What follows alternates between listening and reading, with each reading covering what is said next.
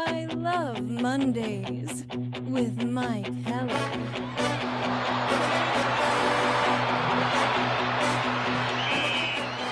Broadcasting live from an undisclosed bunker in the Badger State. This is I Love Mondays with Mike Heller. Powered by determination and a little bit of duct tape. Here's your host, Mike Heller. One of my favorite days of the year is we get started with the NCAA Tournament. And this day has so much that is baked into it, especially when your team, and in-state, we only have one team in the tournament this year. Many times, both Marquette and Wisconsin are in the field, but right now we know it's only Wisconsin in the men's NCAA basketball tournament. The University of Wisconsin Green Bay is in the women's tournament. When you only have one team, and if you're a red wearing fan like I am for the University of Wisconsin, today is a scary day because all you can do today is lose. If you win, you're supposed to win, and everybody's focused on Saturday, whether that's Arkansas or Hawaii. You lose today, it has multiple facets to it. Your team is out before pretty much anybody else. If Wisconsin plays today, and they do at 12:50 Central Time, if they were to lose, they'll be the fourth team eliminated. I don't count the Tuesday, Wednesday teams that are out. That means there are 60 teams left in the tournament, and you're not one of them. So there's that part. They steal the tournament gets stolen from you if your team gets beat early on Thursday. You get no joy. I've always been this kind of a college basketball fan. I want my team to play their opening game on Friday night because you get the built-in anticipation and you get to savor the moments that are Thursday morning, afternoon, late night, Friday morning, afternoon to early evening, and then it really kind of builds on you that your team is in it. So today's a really nervy day if you're a fan. If you're just a tournament fan, then that doesn't exist. It exists on your bracket, but you know your bracket is going to suck, right? I mean, very few of you are going to have a bracket that you're going to go after the opening weekend. Hey, look at this.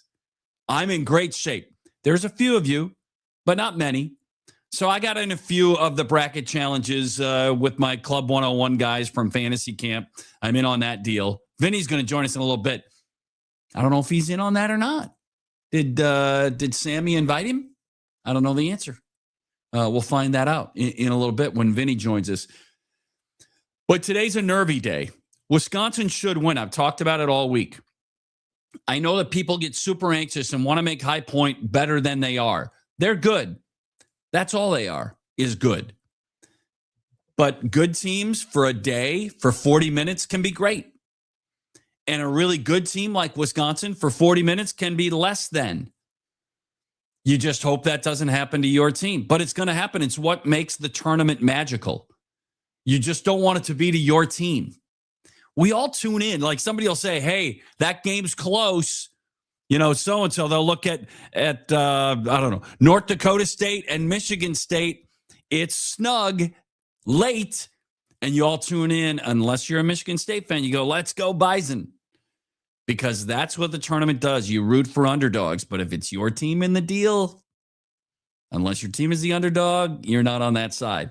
But I will also say this, in Portland today, as they tip that off, and it's the first game in that West region today in Portland, they will certainly be looking at that, and that group is going to be fans of High Point. It's the way it works. It's how that structures. So you got that going on as well out there today. Be fair about this. Be honest about this. If you're a Wisconsin Badger fan, today's nothing but scary. Nothing but scary. You're supposed to win. And if you don't, it's over. And then all my Greg Gard haters are going to come out and they're all going to jump on this. And I would give you the leash on that. If that were to happen, then tomorrow's show is going to be a lot of comments coming in on my feed here talking about, what's going on there. James is now becoming a regular with a good morning. Good morning, James. How are you? And then let's see this. We get Mulcahy. Hey, Mikey, happy first day of the tourney. Damn right it is. And then I look at this because there are other elements at play here. The Brewers will open the regular season 1 week from today at American Family Field. By the way, they're playing a game tonight because it's 106 frickin' degrees in Phoenix. They moved that game to a night game. I don't know if it's moved. I think it was moved. I don't think it was a planned night game, but it could have been. But they're moving a lot of anything that was scheduled as day games in the Valley of the Sun, the Valley of the Heat, which it never gets this hot this early. Well, I can't say that now that it has. They're going to move those to night games. But the important thing here, and we'll get to it with Vinny in a couple of moments, and that is that Brandon Woodruff will go tonight. And we're going to talk to Vinny about the importance of how many ups he gets in that game. Will he go to 4 ups? Because I think he's had 3 ups in a sim game. So, and what does this mean for next Thursday? Or has that ship sailed? We'll get to some of that conversation with Vinny here in a couple of minutes. Let me tell you about our sponsors because they matter. And Vinny's time here is brought to you by Potawatomi Sportsbook and Casino. And oh, by the way, what a madhouse that place is today. And if you haven't been to a sports book for the opening day or the opening couple of days of the NCAA basketball tournament, do yourself a favor and head down to Potawatomi. This goes out to all my fellow sports bettors. If you've got the itch right now for the NCAA tournament, the best place to do it is at Potawatomi Sportsbook. It's your place to bet above the rest. Want to bet on sports when you want? Go to Potawatomi Sportsbook in Milwaukee. Trust me, it has everything you need to bet above the rest. Also, this program is presented in part by Habish, and Rotier. The injury reports here, including that of Nolan Winter. He's going to go today. Our injury reports are brought to you by Habish, and Rotier. 13 locations to ensure you get a hometown attorney who understands your life and the impacts of your injury and is personally committed to your recovery. And this program is presented. Our presenting sponsors are M3 Insurance. They help businesses and individuals manage risk, purchase insurance, and provide the right benefits to their employees. M3, leveraging digital product and program solutions to protect and serve clients across the country. So if you're affiliated with a business, maybe it's your own, or maybe it's your role within a medium or large size business, and it's your part of your job to secure insurance for your employees or benefit packages, you need to visit with M3 Insurance, m3ins.com. I appreciate your support of the program, but I also implore you and appreciate your support of our clients, of our sponsors. And in this case, M3 Insurance is certainly one of those, m3ins.com. And I Love Mondays with Mike Heller, also presented by the Neuroscience Group. From diagnosis to recovery, Neuroscience Group brings together neurology, neurosurgery, pain management, and therapy, all under one roof. Advanced care close to home. Neuroscience Group, Northeast Wisconsin's leader in neurological care. All of our sponsors matter to us. I hope they matter to you too. And I always will ask you to support those who support us on this show. I bring in Vinny Rottino here in a moment. I got to push some buttons and add Vinny to the show. There he goes. Vinny, by the way, a little hello out of the gate here from our guy, Paul Flanagan. So Flanny from Fantasy Camp says, hey, he reached out to me this morning. By the way, our injury reports brought to you by Habish, and Rotier. Flanagan's got he's got a labrum issue. So he's thinking he's already in for next year, but he's thinking DH, just a hitter, probably, labrum surgery on its way. Well, I'm pretty sure his labrum's hanging by a thread at this point, just with all the fantasy camps that he has been to.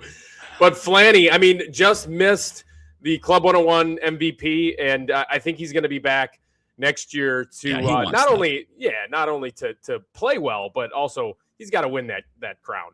Well, you're an MVP. I am an MVP. I was the inaugural MVP for Club 101. In fact, I think I helped influence the guys to create that award, which is a piece of drywall, by the way. That is the trophy where everyone gets their names written on it. Yeah, pretty spectacular piece there, isn't it? How fun is this? And I know you obviously you are deep into the baseball world all the time. But the NCAA tournament, growing up here in Racine and going to school at La Crosse, what is this weekend like for Vinny Rottino? Are you deep? Do you have brackets? Do you have 15 different brackets? Are you in 10 different pools? Did Club 101? Did Sammy invite you into their deal? He did, and I just joined, and I'm Venmoing him the well, are we allowed to say that we're playing for fun, actually. For fun. Yes. And so Sammy, I'm in. As long as I finish ahead of Rillo, I think I'm good with that. So Jeff's really, he and I is like a big brother, little brother type of relationship, and I always want to, stick it to Rillo. So hopefully I finish ahead of him. But I got a couple of brackets. It's a lot of fun, right? Because in this state, and you said it, I was in the lobby, kind of in the waiting room waiting to come on, that we only have a couple of teams, in the tournament every year. I mean, we do have UW Green Bay, who has made runs in the past, and UW Milwaukee's made runs in the past. But whenever we don't have, 15 schools like, we Texas or right. So this year we got one. So we're pulling for, and it would be unfortunate if they did get knocked out right away. Hopefully Guard and the guys can make a run, because I do get into it, especially if Wisconsin or Marquette or Green Bay or Milwaukee's making a Cinderella run to it. Wisconsin, not Cinderella by any stretch. My cousin was Bronson Koenig. My first cousin is Bronson Koenig. Is that I don't know right? if you knew that. Yeah. So I did not know that. My mom's name is a Koenig, her maiden name. Gotcha. And her brother Paul is one of his sons is Bronson, and he was an unbelievable athlete growing up, and it was fun to watch him in those runs. Well, his hit against Xavier, will live forever. And by the way, he hit a 3 prior to that tied the game, and then Wisconsin got it back in a tie game, and Bronson hits the shot that Brian Anderson calls on the television coverage right in front of the Wisconsin bench. One of the iconic Badger moments. How does the tournament play in a clubhouse?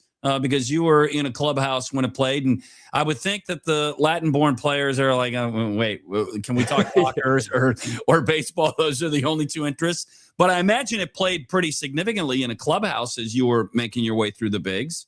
Yeah, it did. Yeah, definitely. Guys were glued to the TV. They were glued to those matchups. They were definitely glued to, games where there was going to be an upset for sure. Yeah. I mean, it's just like everybody else watching the tournament, but they'd have brackets and they'd fill them out. And usually the clubbies would kind of facilitate those brackets, and then they'd probably pocket a couple extra dollars for their time. But it was a lot of fun in the clubhouse, kind of following the tournament, especially now because it's during spring training. Spring training's wrapping up pretty soon, and the tournament's underway. So let me take you back to the WBC championship game before we spend the rest of our time talking about the Brewers. Bats go quiet. I was listening to a couple of the national talkers in the last day or so saying that just can't happen. You can't have your superstar bats not produce in a game when it matters. And I do use this line. Drew Olson used this line a lot of time. Anybody around the game uses this line. There is that's baseball concept. You can try as hard as you want, but there are times when you don't see it as well. And it's not about effort or want to, or how much your heart is into it or not. But in the championship game, Bryce Harper had only Bryce's hit. Bryce Harper had 2 hits, a single and a home run. Bryce Terang had a single. That's all they had in the game. But there is a part of that where that's a 1-game deal in baseball. That kind of stuff happens. Do you view it similarly? You do, and that it is cliche to say that's baseball, and it's one of those days. But yeah, I mean, especially if some of your superstars, like an Aaron Judge, is kind of getting pitched around, and he's not squaring up the ball. He was 0 for 4 in that championship game. Kyle Schwarber, same thing. And we've seen those guys go hot and cold, and when they are cold, all of a sudden that does doesn't make that lineup easier to get through by any stretch of the imagination. But once you get past those two superstars that can hit the ball to the moon, it is a little bit more relaxing for the opposing defense and for the opposing pitching staff. And they kind of feel like, okay, I can just make pitches. I will say this, though. The Venezuelan team, Team Japan, Team Dominican Republic, not that they wanted it more. However, they could feel, and you could feel when you're watching these games, everybody behind those teams in that country. You could just feel it, especially what's going on kind of politically, I guess, in Venezuela right now. You could just see the want to, the urgency that they were playing with. And every single strike mattered. And these guys were laser focused. Eduardo Rodriguez, he's been awful for the Diamondbacks the last 2 seasons, and he shut down this all-star lineup. So he pitched out of his mind. And again, it was the country. I feel like it definitely was that country. I mean, Miguel Cabrera was crying after the game. I don't think we've ever seen Miguel Cabrera cry on a baseball field. And it was just a cool moment. The Team USA definitely wanted it. I would argue that they probably didn't want it quite as bad as Venezuela, but they wanted it, and they were competing their tails off. Yeah, they just couldn't get the hits across, and they just couldn't, have the quality at bats that they needed to have in that championship game to put some runs on the board. Yeah, and there were two things that also played in the game. I mean, when you just purely talk about baseball, after the Harper home run that ties it in the 8th inning, you didn't go Mason Miller in the 9th, and I wonder if the Padres said only in a save situation, because he was available as we understood it. But even Palencia, who did pitch the bottom of the 9th inning for Venezuela after they took the lead, the Cubs had put out the word to Venezuela and their team officials, he can only pitch in a save situation.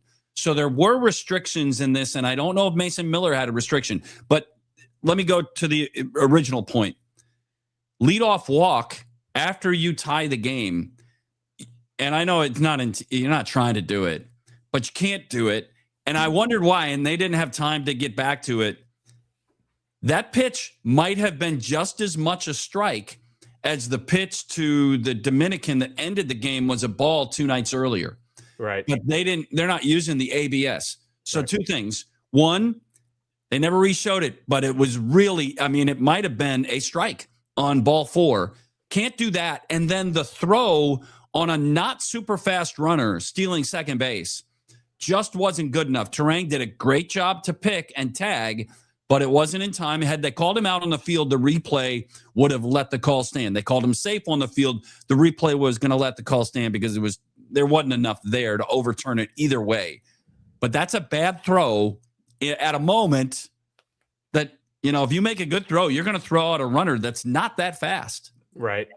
And they were playing aggressively, Venezuela, and they were putting the pressure on Team USA to kind of execute right there. I agree. And Whitlock walking the leadoff hitter. Yeah, that's definitely something that you cannot do in the last inning. It was, ABS. Probably next time around, they're probably going to have ABS in this thing, and because a couple of controversial calls right here, but it ended. Of course, I wanted to see Team USA win it. I thought the tournament, though, Mike, and I think everyone kind of agrees, was a huge win for the game of baseball. And I think you created a lot of fans, not only for the tournament, but for the game in general, for the game of baseball after this WBC. How competitive it was. When usually we're not used to seeing competitive baseball during this time of year in spring training. So it was so awesome. I'm disappointed that U.S. didn't win. And I do like the narrative of, okay, Team USA, there's some pressure on you to win this thing next year because you guys had the best roster, couldn't get it done. So they're going to play in the Olympics 2 years from now. And then this returns, although the date isn't set, it's been an every 3-year cycle. So it would come back again in 29. Angel Zerpa, maybe along with Bryce Terang, who was voted all tournament, all WBC. Angel Zerpa, I'll let you handle that. I think that's right. He showed something. I know Murph talked about it yesterday. That perhaps the most impressive player from a Brewer standpoint through the tournament is Zerpa, and he's new to Milwaukee. Our fans don't know much about him, but he's going to play a significant role. Not only did he impress Murph, I think he impressed the entire fan base of the Milwaukee Brewers team, because this guy has nasty stuff. Yeah. And did Matt Arnold pull another fast one? And I think he might have, right? I mean, Isaac Collins was a good player. He finished, I think, 4th in the Rookie of the Year voting last year. And then Nick Mears as well shipped both of those guys over to Kansas City in order to acquire him. Kind of an under-the-radar move, almost forgotten about, just because we haven't seen Angel Zerpa in spring training, because he's been playing for Team Venezuela this entire time. And now all of a sudden, like, we're getting a glimpse at what this 7th, 8th, and 9th inning could be for the Milwaukee Brewers. And don't forget about Jared Koenig in the 6th. So you had Koenig, Serpa, and then Uribe and McGill. I mean, these games are going to get mighty short, mighty quick, especially in winning situations, leverage situations, because Serpa has a 90, what was he showing? An upper 90s fastball, 95, nasty 96, 97. Yep, right in there. 90 and a nasty slider, and then he gets ground balls at a 64% clip, which is near the top of the league, if not the top of the league among relievers. So he's going to get ground balls behind this defense that plays exceptional defense with Bryce Terang and Joey Ortiz up the middle. And he's going to be certainly going to be a weapon for the Brewers going forward. Okay, so I'm going to bring up a potential controversy before it happens, because I had this feeling both on the end of the game against the Dominican Republic that ended on a controversial strike 3 call that wasn't really close to being a strike on the K zone on the ABS. Vinny, I'm in danger because I don't know if you love ABS out of the gate. Just weigh in quickly on that, if you like or don't like the idea of going to ABS in the way they're doing it right now. So start with that. So first of all, I've changed my tune on a lot of this stuff. Like, I wasn't a fan of replay at first. Now I think I'm a fan of replay. I'm a fan of what the fans want, actually. And the fans want ABS. I think it's, as long as it doesn't disrupt the flow of the game, and it's not, I'm actually a fan of it. Okay, so this is where I'm going to go then.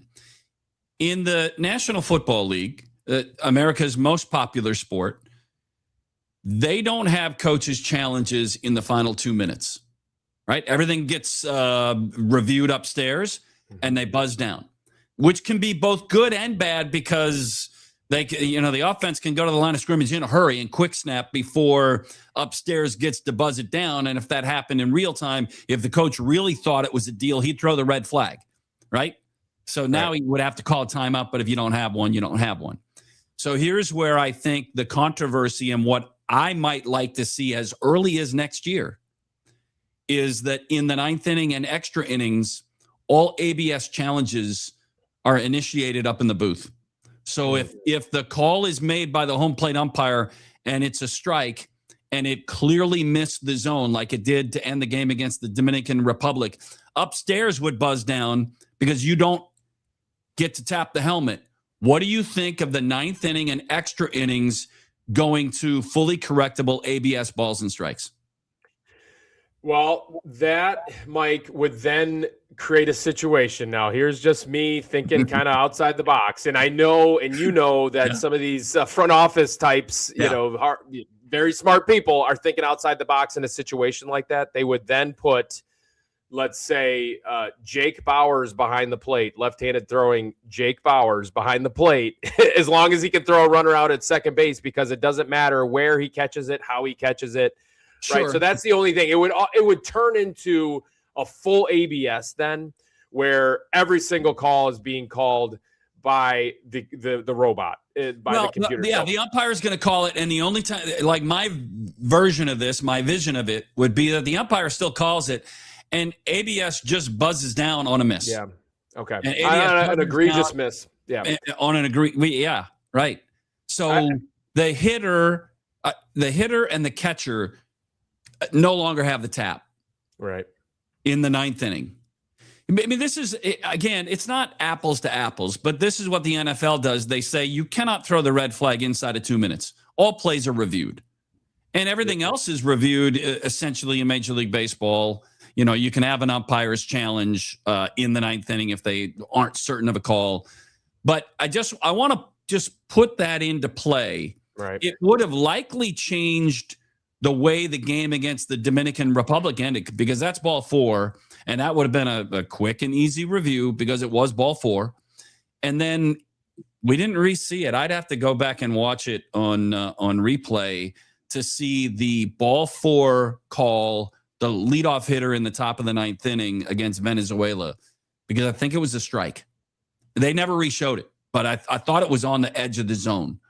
So, and then it immediately popped into my head. Okay, we've had 2 in 2 nights, one in the semifinal, one in the final, that is super significant, both in the 9th inning, and the other sport takes it out of the coach's hand inside of 2 minutes in overtime. They say all reviews happen from the booth. So I just wanted to put that out there and see what Vinny's initial thought was on it. You're opening up a can of worms that, now that ABS is in play, all these discussions are going to be in play. And is it a slippery slope to do so? I don't know. I think you have a point. I definitely think you have a point. Another option could be go ahead and give a team one more challenge in the 9th inning. Correct. Especially if they have 0, but then they're going to be a little bit more liberal with their strategy earlier on in the game. So there's some strategy to it, or just start with 3. I think 2 is not enough. Yeah. 2. Just my initial thought. Yeah. I mean, because if you challenge in a big spot early in the game and you lose, then you really are holding back. You cannot challenge again because of what we're talking about late in the game, key situation, bases loaded, full count. You don't want a missed call in that situation. So I think 3. I think 3 is probably the right number. All right, Vinny, let's okay. Well, let's see. This came in. You may or may not know that this is true or not. Alex says just announced Jordan Love throwing out the first pitch on opening day a week from now. That's pretty cool. No, I love it. Yeah. Jordan Love, big Brewers fan for sure, right? Yeah. So I think that's pretty cool, especially get the fans riled up. What a heartbreaking loss to the Bears. He should definitely throw out the first pitch at the first Cubs Brewers game, right? I think that would be I think that would be a good one. But that's a cool touch. That's a good look by the Brewers. Yeah, Monday and Tuesday exhibition games too in Milwaukee against Cincinnati. We'll talk about those in a minute. Let's go to today. Brandon Woodruff is going to throw tonight. It's they moved that game. Did they move the game to a night game because of the heat, or was it always scheduled? Do you know? I know that they scheduled a couple of night games. I actually don't know that, Mike. Yep. All right. So but it is 106 for a high today in Phoenix-ish.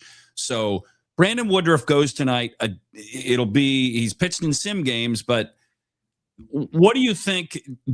Has the ship sailed on him getting the opening day start, or are we looking at 4 ups tonight? And if he looks good and feels good, that he could grab the ball against the White Sox a week from today? I don't think the ship sailed by any stretch of the imagination. I agree. I think if he looks good, if he feels good, if the velocity looks good, if he reports back, and this is big with Brandon Woodruff, he's very aware of where his body is at. I've talked to him a number of times, and I've talked to the coaching staff. Like, he is the one that's kind of guiding how long he goes in a game. He's very aware of it. Not every pitcher is honest and truthful about where he's at. And he will tell them if he is ready and if he can make that extra up today. And I actually think the ship is definitely not sailed. And I actually think the fact that he is starting today is an indication that he's probably going to start opening day. This is me speculating a little bit, but this would make 6 full days off after this start before Thursday, the 26th against the Chicago White Sox. I definitely think that this is in play.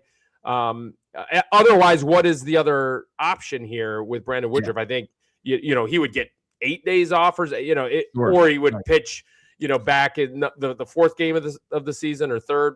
Yeah. I actually think opening day is in play, and what a good feel that would be for everybody, every Brewers fan, to have Brandon Woodruff start opening day in probably his last season as a Milwaukee Brewer.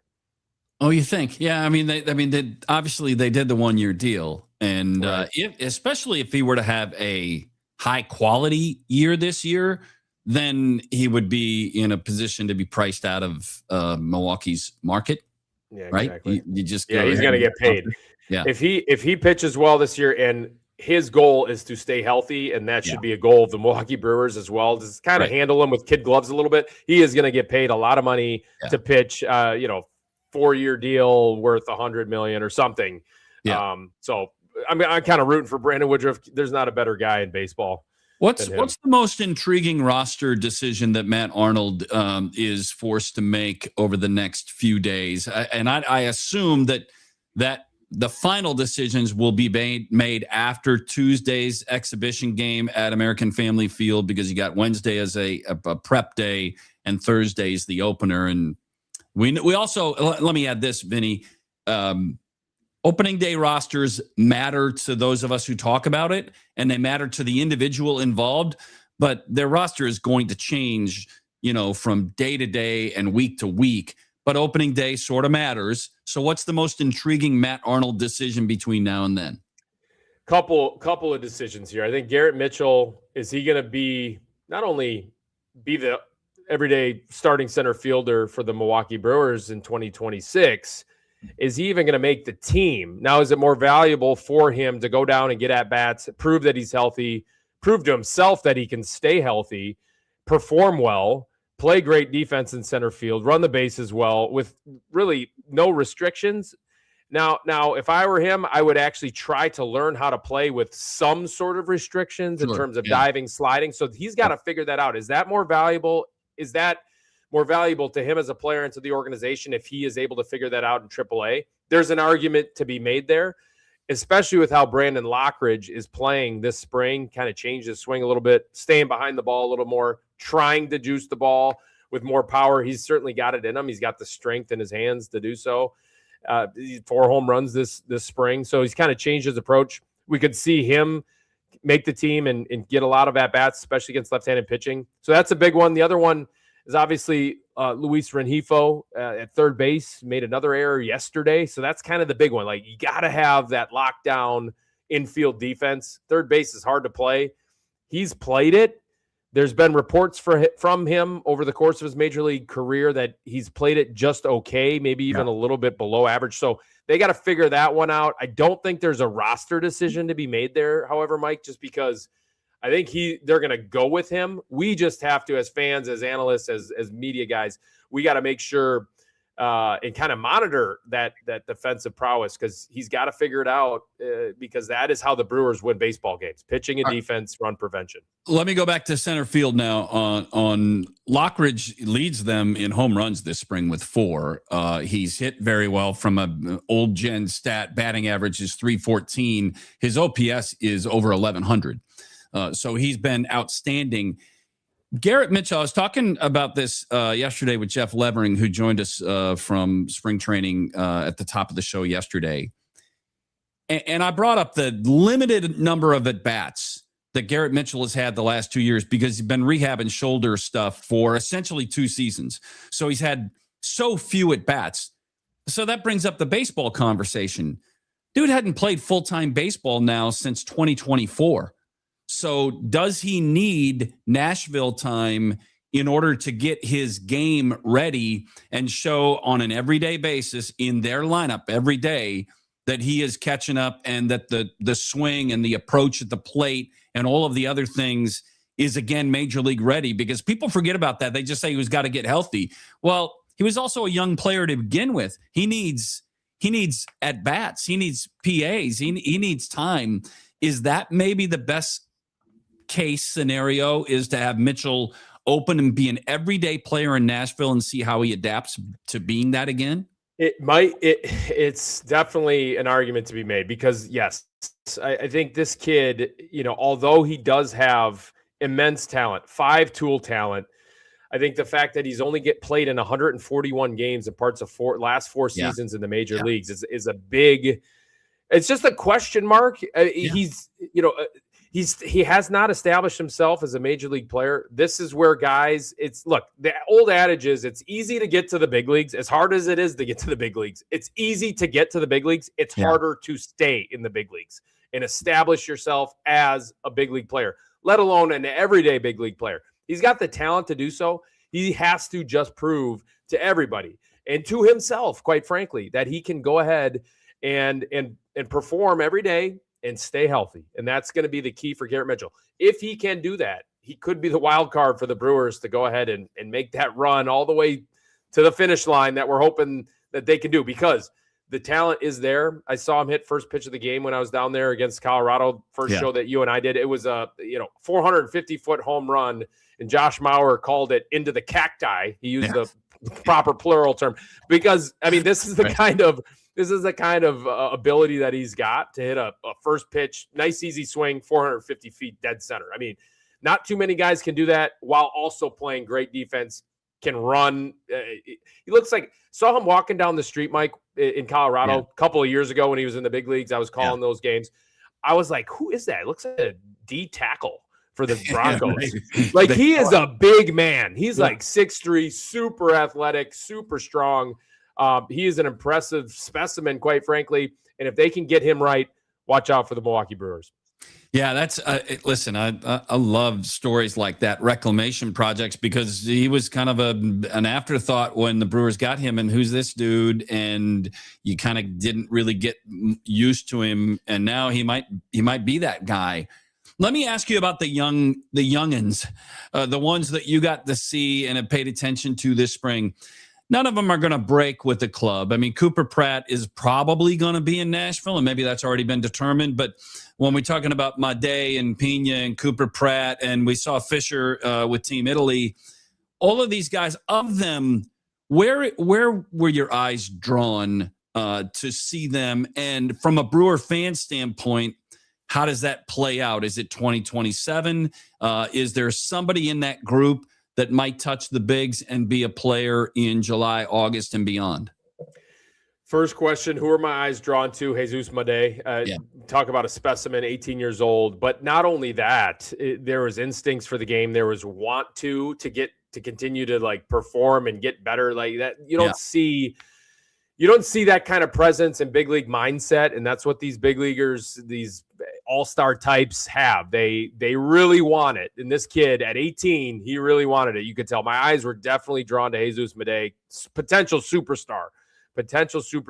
Jose, he reminded me of Jose Ramirez, quite frankly. Now, I don't know if he's got those kinds of instincts, but we'll see. Like that.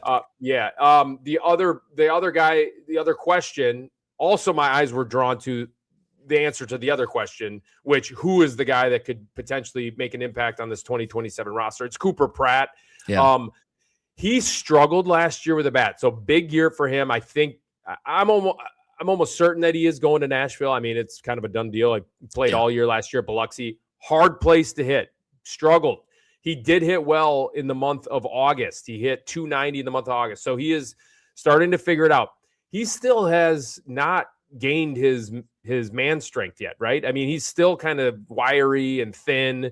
You could tell that the strength in his hands isn't quite there yet. It will come, in my opinion. Will he hit 30 homers? Probably never, but he's still developing physically. And man, can this guy play shortstop? Yeah. I didn't expect to see how good and how clean and how fluid those actions were at short, because I've heard about it. I just haven't seen it in person. It was something to watch, and the ability to show off the rifle from deep in the hole, and talk about instincts as well. So I think potentially, I'm a Joey Ortiz believer. I really do believe in Joey Ortiz going to have a better year. I don't think he's going to be an all-star with the bat by any stretch, but the glove is so good. So I don't know if he's going to move Joey off of short. Potentially if Cooper Pratt is swinging the bat and playing great defense in Nashville, I think there could be a conversation. And then there's still questions about third base. Potentially you could move Joey to third and have Cooper step in and play shortstop.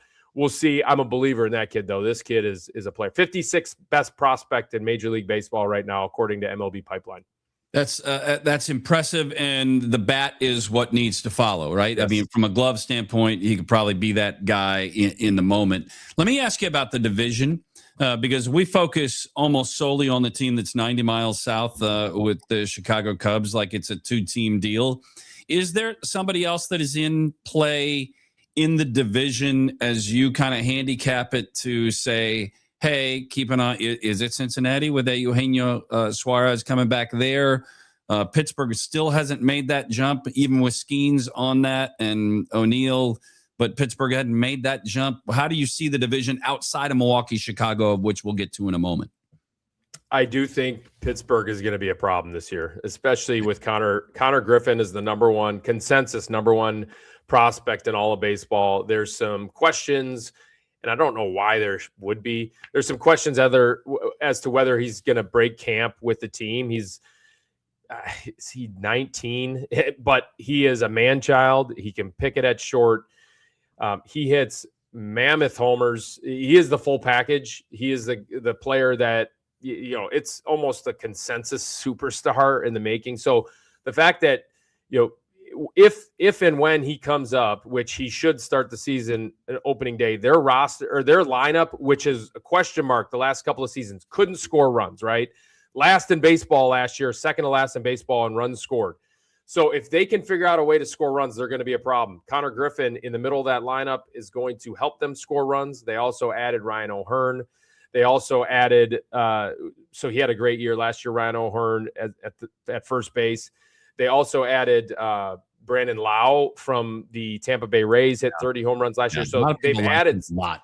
Yeah. They added some bats. So they're going to be a problem, especially with Skeens. And then they have a really good rotation following Skeens. Bubba Chandler's going to be in there.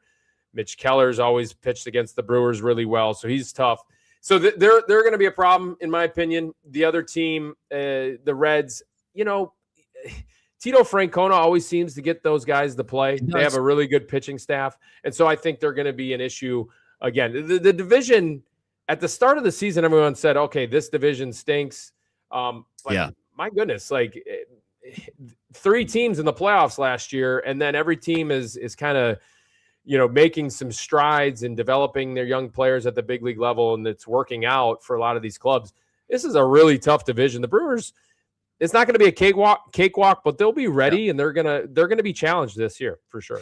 So on Potawatomi, which is our official sports book on I Love Mondays, they have the Cubs in the division on the futures as plus 100. So the Cubs are the favorite in the division. The Brewers are plus 275, the Reds plus 475, and the Pirates plus 550. The Cardinals are plus 3,000. So they're down that list. All right, which we never see that and enjoy that because while the Cardinals suck, that's a good thing for Brewers fans because we're used to seeing them up near the top. So let's talk about those top 2 teams.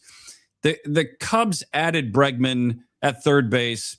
And if Bregman is healthy, and for some of the season last year in Boston, he was not.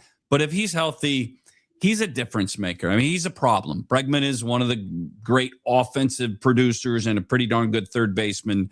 He's their biggest upgrade. They lost, they lose some talent in the outfield, but he's the biggest change.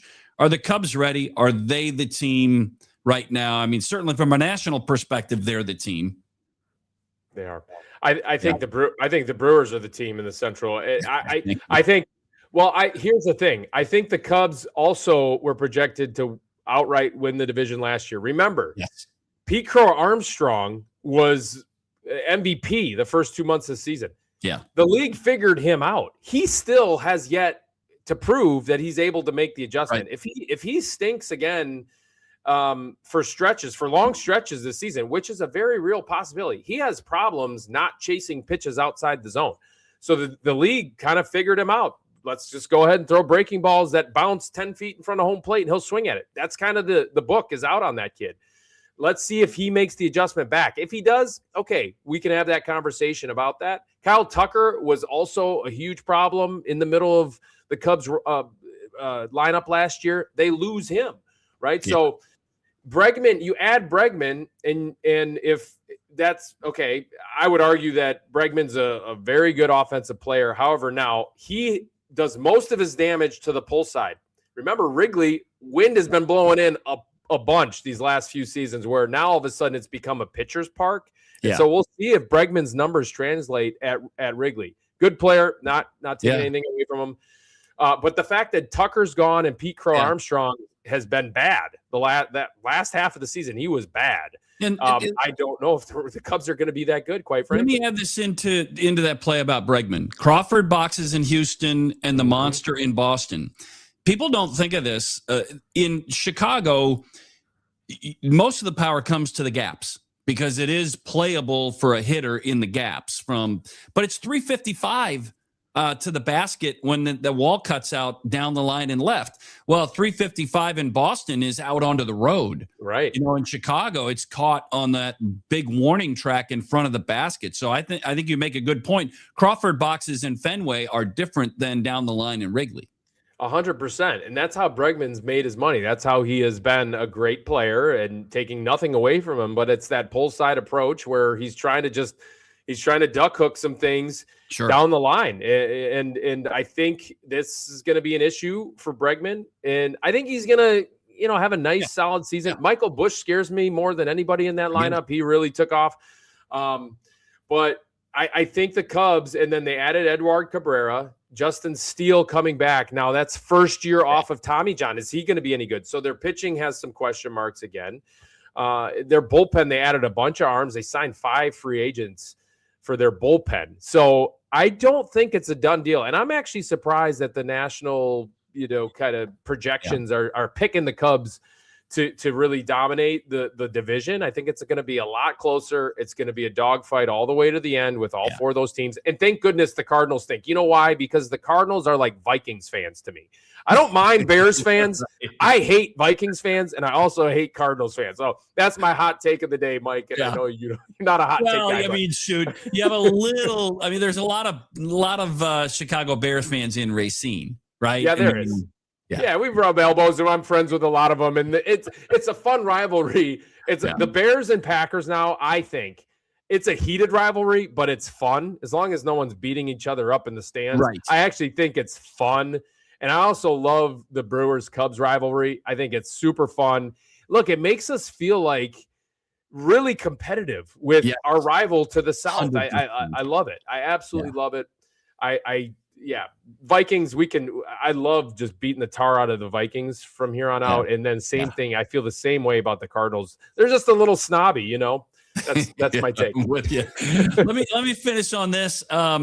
For our TV fans, they understand and they're banging down the door trying to find information.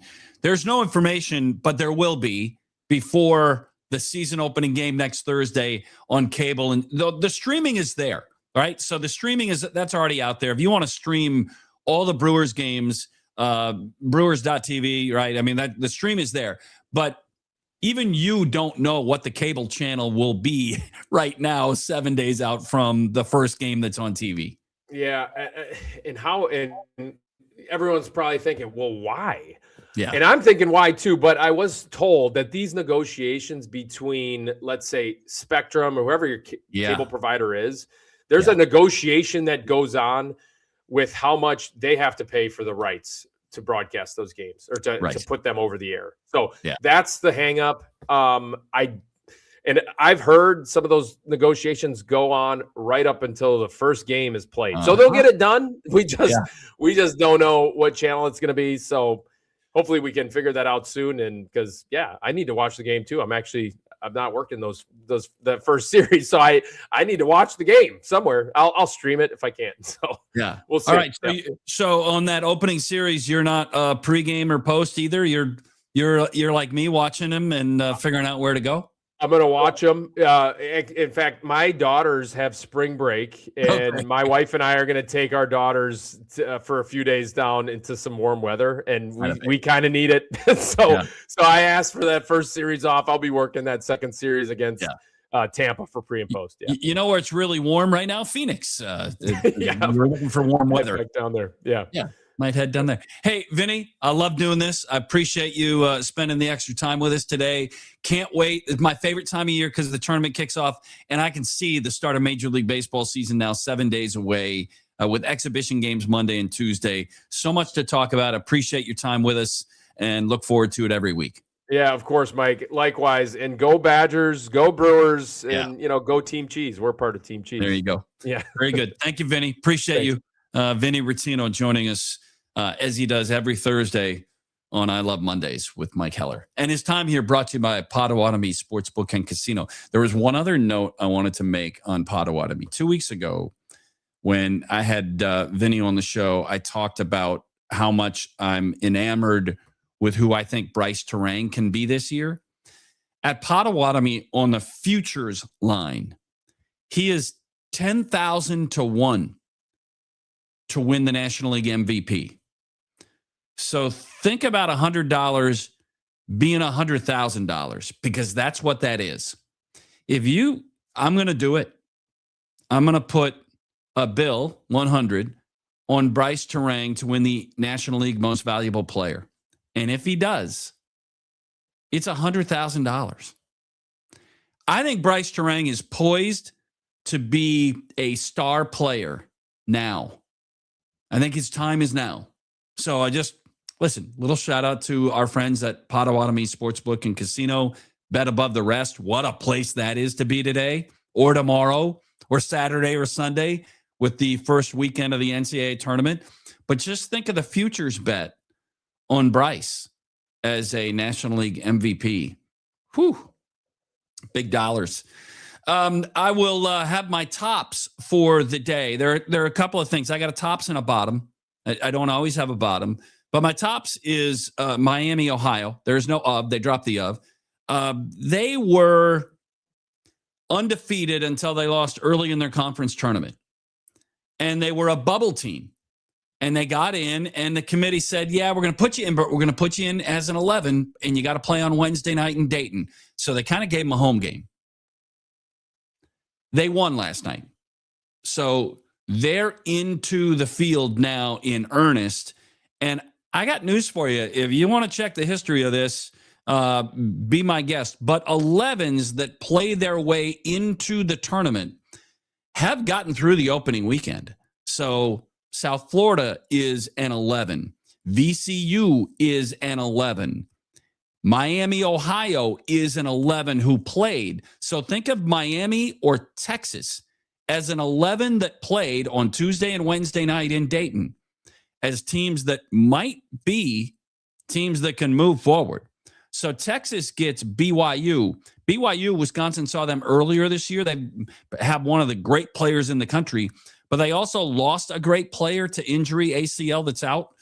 So maybe Texas, BYU. The other maybe is Miami, Ohio against Tennessee, who's the 6th seed. 11s that play in Dayton have had some success rolling forward. Also, this is the bottoms, because that was great watching Miami last night, and they play really connected team basketball. They get backdoor cuts. They get open threes. They play connected team basketball. You don't go 31-0 or whatever they were before they lost their first game. And then the other rub here is the 5-12, and that's what Wisconsin is. This is my bottoms, and I open the show this way. If you're talking about your team on a 4 or 5 seed line opening the tournament on Thursday, as Wisconsin is as a 5 opening today, it's nothing but scary. Because the tournament can be stolen from you out of the gate. And it happens. We know 12s beat 5s. So here's what I'm rooting for today. Let's go Northern Iowa. Well, I mean, opening round of the tournament. Let's go Northern Iowa. They're a 5. Northern Iowa as a 5. Let's have them beat St. John's. Let's go McNeese State as a 12. Let's have them beat Vanderbilt. McNeese State as a 12. Let's have them beat Vanderbilt. Now, my daughter Morgan and my son-in-law Zeke aren't going to love that because Zeke's a Vandy guy. Let's go Akron over Texas Tech, 12 versus 5. Those are the 3. I want one of those 3, maybe 2 of them, 2 of those 12s to win. So I'm rooting hard in this opening round for Akron, rooting hard in this opening round for Northern Iowa, rooting hard for McNeese. And I'm not rooting for High Point, because if that happens, that's bottoms. I don't like that. That's what the opening round of the NCAA tournament will do to you. Mulcahy shouting out Team Cheese, because Vinny threw out a Team Cheese at the end of his time here. His time here brought to you by Potawatomi Sportsbook and Casino, Bet Above the Rest. Can't wait. I'm so jacked about this, so excited. I love the NCAA tournament. So those of you watching live on YouTube, thank you. Share it with your friends. Share it with people you don't like even, because they deserve something good.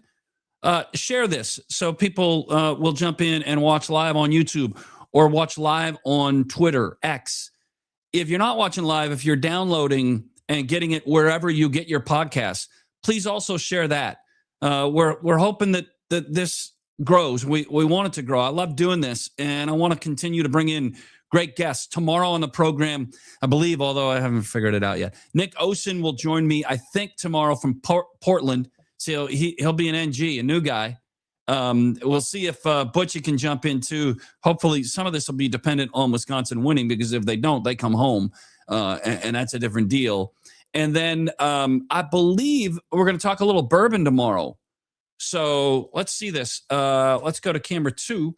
Camera 2, right behind me, right there, is a bottle of J. Henry bourbon. And I believe Joe Henry Jr., who's now running that company, I think he's going to join me tomorrow. At the end, we'll spend maybe the last 15 minutes having a discussion of bourbon. Another one of my passions, but I don't know. He knows. He's a master distiller, so he gets it. And I'm hoping to talk to Joe tomorrow. So we'll spend time talking about Badger hoops tomorrow on I Love Mondays with an NG, new gangster. Nick Osen is the scheduled guy. If I can't get Nick Osen, I'll get Nick Bruzewitz. We're going to get a Nick tomorrow. And then hopefully Joe Henry of J. Henry and Sons Bourbon will join us tomorrow as well. Relax, Mike. It's just tournament basketball. That's all it is. Just tournament basketball.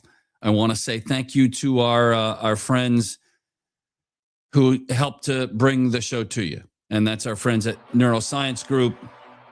They're a presenting sponsor. Our friends at M3 Insurance, m3ins.com is where you go. Neurosciencegroup.com is where you go there. Also brought to you especially on Thursdays with Vinny by Potawatomi Sportsbook and Casino, and always brought to you by Habish, and Rotier. Let's go today. Wisconsin with their shot in the tournament. So much to get to, so much fun to be had. Hope you enjoy the opening day of the NCAA basketball tournament. We will talk tomorrow. We'll have plenty to look back on. Enjoy the Thursday. We'll talk to you Friday on I Love Mondays. So confusing, with Mike Heller right here, the podcast. I love Mondays with Mike Heller.